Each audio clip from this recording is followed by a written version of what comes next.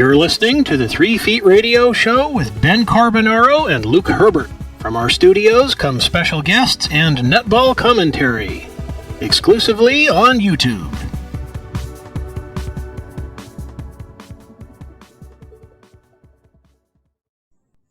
G'day listeners and welcome back to the 3 Feet Radio Show. It's a very exciting time with the ANZ Championship season for 2016 kicking off very soon. And to preview it with me is my co-host Luke. G'day Luke. G'day Ben, and just a note to the listeners, I've got a bit of the sniffle, so I apologise if I sound a bit bad. I think I'm getting an autumn cold, but it's really good to be back in ANZ Championship mode. You know, over the summer I've made a modest dent into my reading pile, or the pile of books that I received around Christmas, so, you know, it's good to be back in the studio. It is, and you say you've got a bit of a cold. Are you sure it's not Purvis fever? Oh, that's virtually guaranteed, Ben. And by the way, Storm, if you are listening, as you would remember when we interviewed you, we like to joke around a bit, so please don't take any offence to that. Just to get things moving, it's been a hot topic on both sides of the Tasman, Luke. The possibility of the competition splitting up into 2 divisions, you could say, or 2 conferences, you could say. Basically, if the split occurs, the only time the Kiwis and Australian sides will play each other is in the finals, and you will go back to separate competitions like existed in the days of the Commonwealth Bank Trophy and the National Bank Cup. But it's very much reliant on Netball Australia securing TV and media deals on their side of the ditch. So basically what you're saying is it's very much sort of an Australian directive, because if you look at it, Sky TV in New Zealand has funded both sides of the Tasman for the competition since 2008. Yeah, they have, and that prank has gone on for far too long. Purely as a netball fan, I would be grossly disappointed if I didn't see the Australian sides, because the Trans-Tasman element has been the personal highlight for me of the ANZ Championship, but trying to see it through more rational eyes, I can see why Netball New Zealand wouldn't be too sorry to see the Trans-Tasman element go, because, you know, the Magic are the only side that have won the ANZ Championship, you know, from the New Zealand end, and they've only done it the once.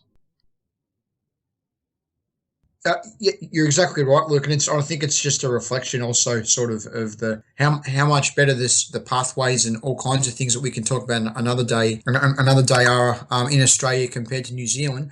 But also, just one more point too about the expansion. There's talk that they want to add 2 to 3 teams in Australia, and Kate Palmer, a friend of our show, has been quite publicly quoted in saying that it's more than a possibility that it'll happen. If that happens, could you see that happening in New Zealand? Because there has been some talk for them to get rid of the tactics, but if they get rid of the tactics, it will mean there's one less team in New Zealand, and we want an equal amount of teams for the draw to be more equitable as well. It's got sort of all different issues streaming from that one issue of the expansion teams coming in from an Australian perspective as well.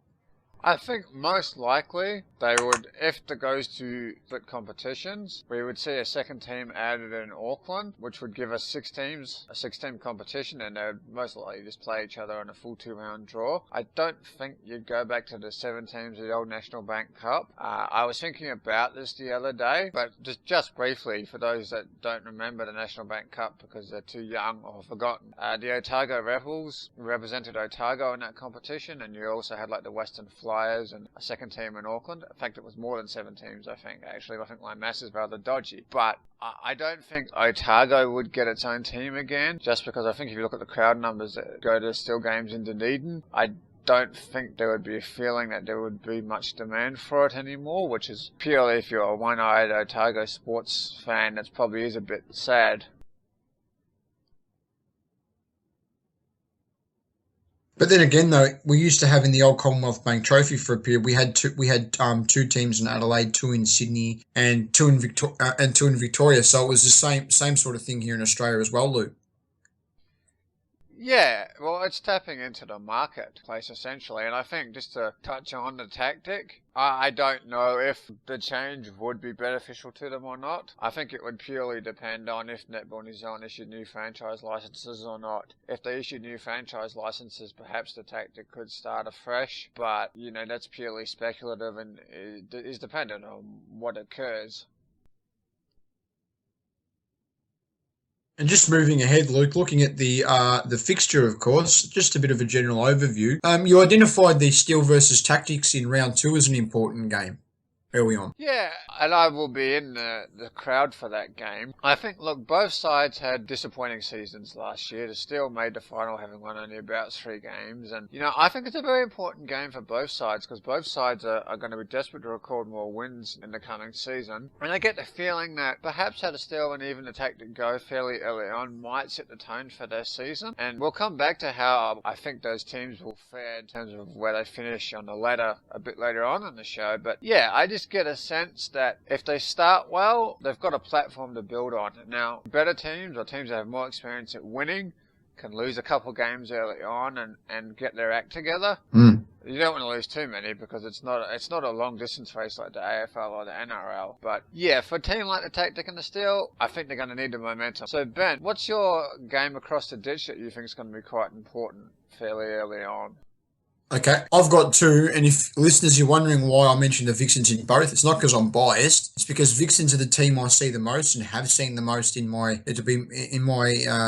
all my years of covering netball. This year will be my 12th year of netball coverage.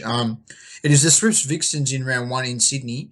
It's important in the context of setting up a good start to the season because the Swifts were grand finalists last year and Vixens just missed the finals despite having a better record than the Steel. But our inequities with and disappointment to do with the ladder is for another day, Luke. And then also Vixens versus Firebirds in round 3. It's the first home game of 2016 for the Vixens as they faced off against the defending premiers. They're my 2 games I feel early on in the season are both important games for the Vixens anyway, and for the Swifts and for the Firebirds too. If you put the shoe on the other foot. And interestingly, round 6 is all Trans-Tasman games, which I think adds a bit of excitement. And in the past, when they've had a sort of Trans-Tasman round where it's all been, teams playing their rivals from across the ditch, I've always found it more exciting. And particularly when, in the past, it's been the Tactic, when I've been able to go to a Tactic home game when I was living up that way in that part of New Zealand. And so, do you think it's exciting to have it, even if it's not official, a Trans-Tasman round? Yeah, I like Trans-Tasman rounds because I think it makes for more exciting netball because you see the 2 different styles clashing against each other and hopefully you see some more competitive games too rather than some one-sided games you'd see when it's New Zealand teams against New Zealand teams or Australian teams against Australian teams. Yeah, I wouldn't say I get sick of seeing the New Zealand-based teams, but I think because of the 1.5 round draw, I think it's, not quite a novelty, but because I only see the Australian sides once every 2 years, I think there's more interest there. But yeah, true, but I'm lucky enough though, Luke, that I have got cable television connection, so if I wanted to, I could sit down and watch every game. But due to commitments I have during weekends during each season, I don't always get to see every game, but. I tell you, I do enjoy the Monday night games, and I enjoy the Monday night games because it gives me something to do on a Monday night. I probably wouldn't write about an old Kiwi clash. I have in the past, but I prefer it if it's one New Zealand team and one Aussie team in a Monday night game. That'll happen a few times this year, but they'll be few and far between. Yeah, I don't even think they still play a single Monday night game, and I think that's reflective of the changes in media and that we've kind of talked about on previous shows, and just sort of moving along a bit. And I just want to point out to the listener that this is just our preview show for the year, and we're going to delve into things a bit more once the season's been going for a while. And once you and I start to get a feel of how the teams are going, whether it be a team like the Steel or the Magic or the Swifts or the Vixens, we'll have a little more to cover on this program. But just sort of moving along though, give us a feel for how one of the Australian teams are going to go, and then we'll each chuck in our opinions into the pot, Ben.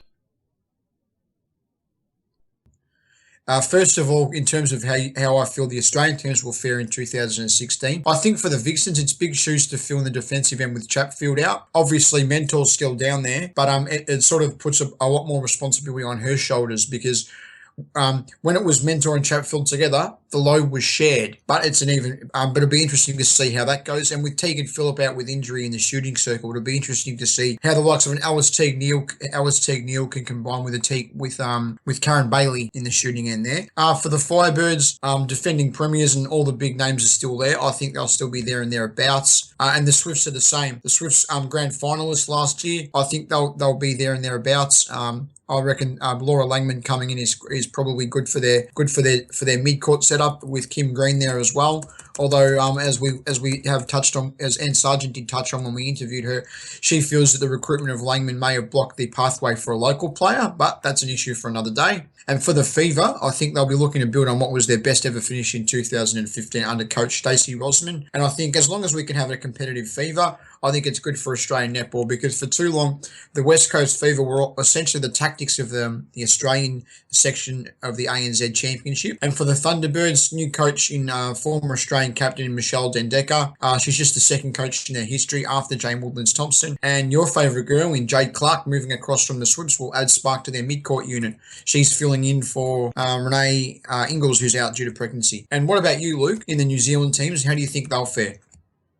Well, in general, I think they're all looking to improve, basically. The Mystics are overloaded with defenders, or wing or mid-quarters that can play wing defense. They don't have a lot of wing attacks in their squad, and they don't have a lot of depth shooting in if they lose their frontline shooters. So the question to me is how, I will just briefly put this to the listener, does the ball always get through a defensive wall to the shooters? Now, this might seem like a strange question, and I wouldn't blame the listener for thinking it is a rather odd question, because while mid-court defense all down the court is a part of netball, generally most teams in the ANZ Championships, except perhaps the Tactic as well, who I'll come back to, have a fairly balanced squad. They usually have, say, 4 shooters, 4 mid-quarters, and 4 defenders. So we wouldn't be raising this question. And I think if anything undoes the Mystic in the coming season, it's that the coach Debbie Fuller will have tried to convert too many players into either wing attacks or some other position on court, and it just won't quite work. Not at the elite level, not at the very top, the cream of the cake level is what we're talking about here, Ben. That kind of thing probably can happen at lower levels of the game, and I'd expect it to.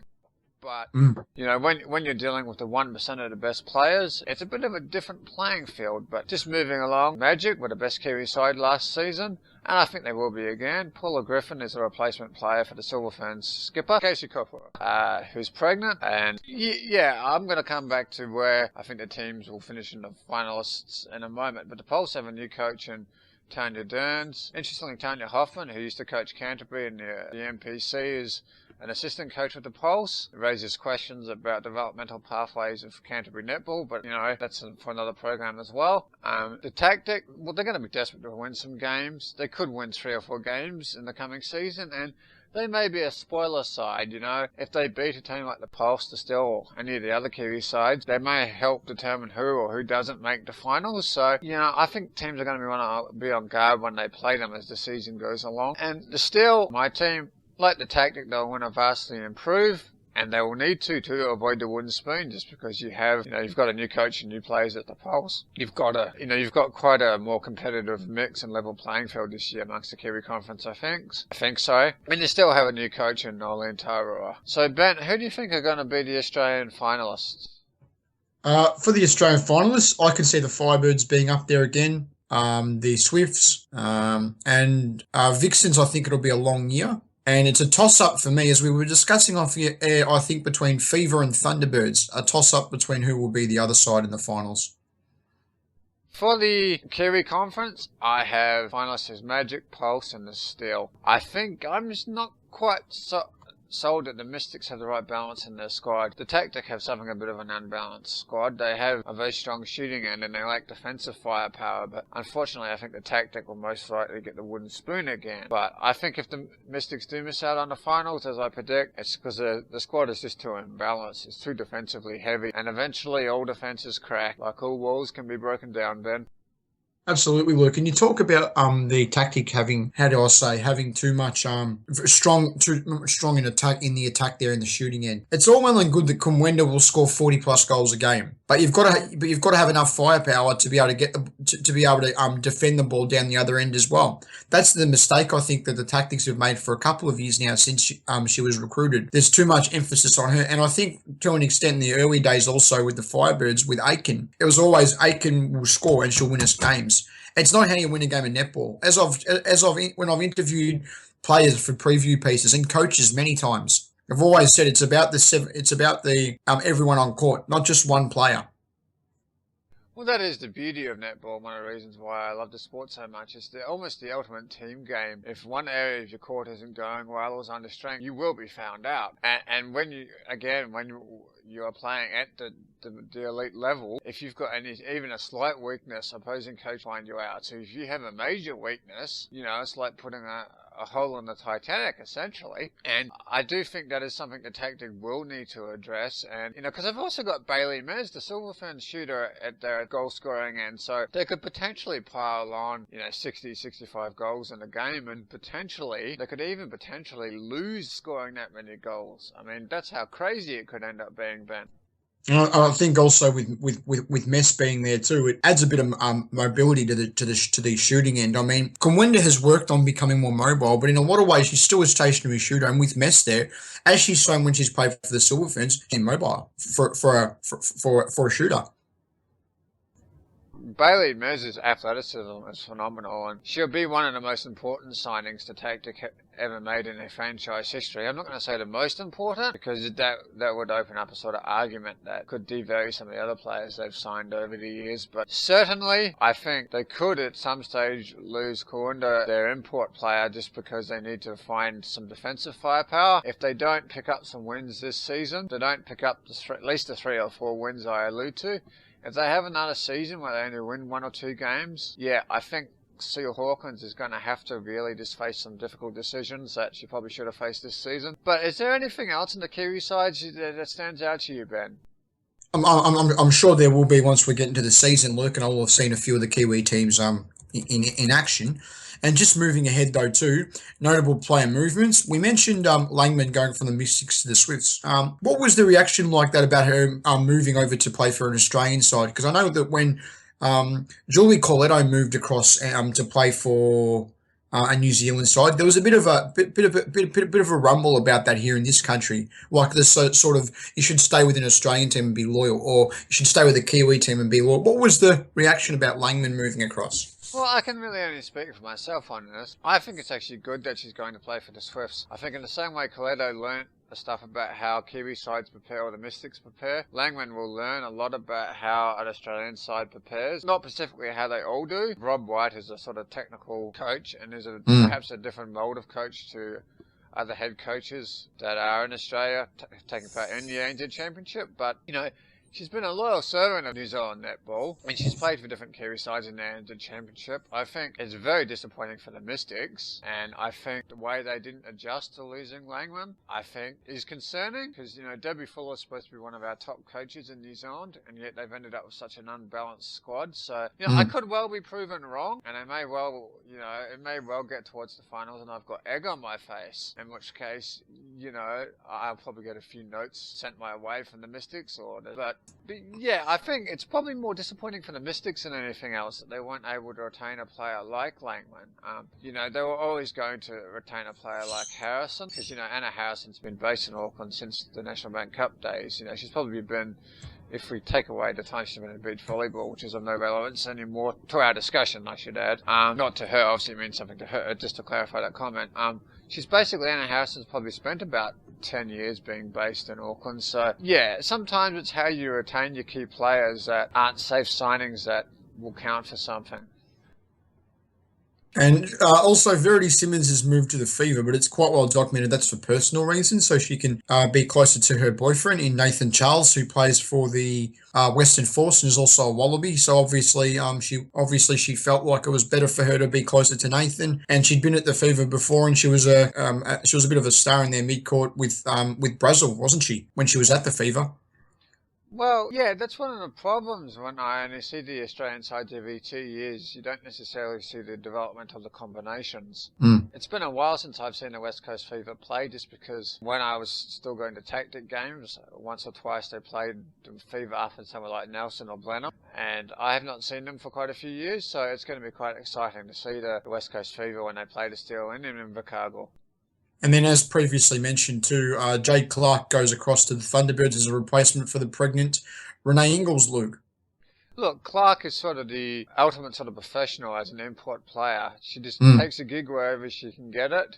There were some questions raised about the way the Thunderbirds recruited her from her Super League side at the Lightning in the UK, and I think they were valid questions. I think we will come back to that perhaps another day, because I would still like to see an American-style player draft employed, but that's a topic for another discussion. It is, and I'm sure we could put that to the likes of Andy Crook or one of those senior executives during the season, Luke. And also, Paula Griffin replaces Casey Copper, who is pregnant. I think this is interesting because it's not really a like-for-like player, whereas someone like a Clark is a like-for-like player in some ways with an Ingles. And you've got to wonder sometimes why they don't always recruit like-for-like players across the whole competition, and not specifically in the case of Griffin. Well, that'd be my question as well, and I don't know if it's the lack of depth and top-level players that we have in New Zealand, or it's just a sort of a calculated risk that they won't have many injuries at the defensive end. I think it makes the most sense to replace a defender with a defender, as you say. And what I think will be interesting is, after the new National Netball League has been operating for a few years, if that keeps happening or not. And if it stops happening, that will tell us it was due to depth. And if it continues to happen, it's just coaching decisions that are being made. Thanks for that, Luke. Thanks for giving us an overview of some of the player movements and providing your insight and just generally looking across the competition. Obviously, no bias here, listeners. Obviously, me being an Aussie, I see more of the Australian teams, and Luke sees more of the Kiwi teams. And it's not long now until we kick off the season at all, Luke. No, it's not long at all, and the excitement is starting to build within me, so that's always a sign that the season's coming in closer. And for anyone interested too, listeners, if you really want to support your team, go out and buy a membership because it's certainly worth the money. Oh, it is, and look, they still offer a great membership package. And obviously, I'm not a Vixens member, but I have been a Vixens member previously just to support the girls financially. It was a non-ticketed membership, but I know the netball teams all appreciate the membership because it's all well and good for them to get the Sky TV funding, but membership is also one of their bigger revenue streams too, Luke. Oh yes, look, I'll never forget when I first went to my first Steel home game a couple of years ago, and I went into the Stadium Southland and they ended up playing the Firebirds 2014, and the majority of the crowd were Steel members. It was such a change in landscape from what I'd been used to, Ben. And what do you mean by that it was a change in landscape? Well, I'm just going to touch on this briefly just because we have stumbled inadvertently on the topic of membership, but going from the tactic that wouldn't have had 100 members to having the majority of the crowd as members was quite a sea change. That is just a reflection of how well the Steel are regarded as far south, and it goes back to the days of the Southern Sting as well. And I've seen it too since Vixens in 2008. Every year there's been exponential growth of membership with the Vixens. There's been, because where I sit at the games in my media seat, I believe it's members behind me and to my right as well, no, to my left as well. And every year that area just seems to get bigger and bigger and bigger. And they're so noisy, and the support for the team, it's brilliant. It is, and I think it's good that if the Australian crowds are starting to embrace what their Kiwi counterparts have done for many years, making noise and getting behind the home team.